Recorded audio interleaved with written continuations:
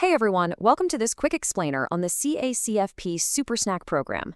Look, we know your time as an educator is incredibly valuable, so we're going to jump right in and make sure you've got exactly what you need to run this program flawlessly.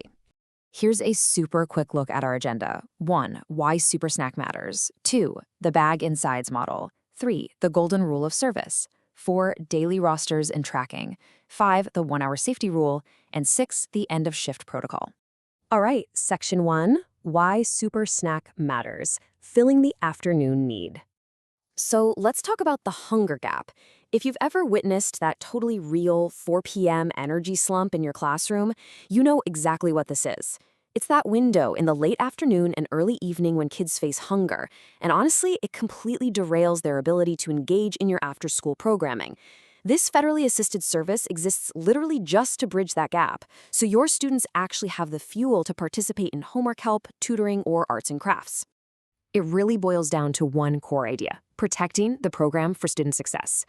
By following the simple structured rules we're going to cover today, you are directly protecting this funding. And keeping things compliant, well, that guarantees our students keep getting the nourishment they need to thrive. Moving right along to section 2. The bag and sides model, breaking down the meal components. Okay, so a fully reimbursable snack requires 5 specific food components: fluid milk, a meat or meat alternate, a vegetable, a fruit, and a whole grain or enriched bread or pasta. It's actually a super robust nutritional profile. But here is the big takeaway for you. Even though all 5 are offered, students only actually need to take 3 of these to count as a reimbursable meal. Now, to make this incredibly efficient for you at the point of service, because we know you're juggling a million things, Nutrition Services pre-bags 3 of those components together to hand out. That is usually your fruit, meat, and grain. And just a quick note, sometimes those components are combined into a single item, like a PB&J. Meanwhile, the fluid milk and portioned veggies are offered on the side as totally optional items. Which brings us to section 3, the golden rule of service, mandatory acceptance. This is the absolute golden rule, so listen up. A student cannot, under any circumstances, just grab a carton of milk or a bag of carrots from the side table and walk away. Nope.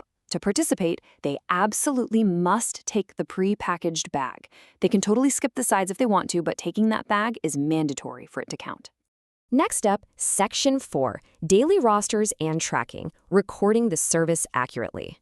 You gotta use your daily roster every single day, and it tracks 3 distinct things: the student's name, their attendance in the program, and whether they actually received the meal. Take a look at this quick example.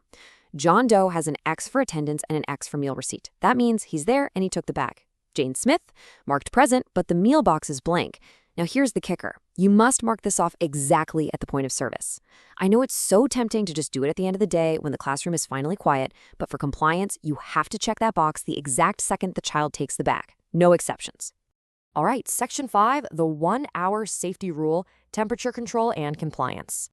1. That is the absolute maximum number of hours these snacks can be out of refrigeration, period.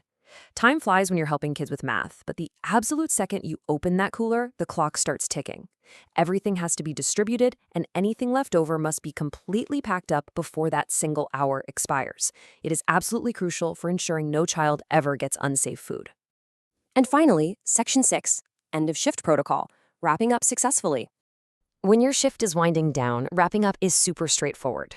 Step 1, gather all your daily tracking rosters.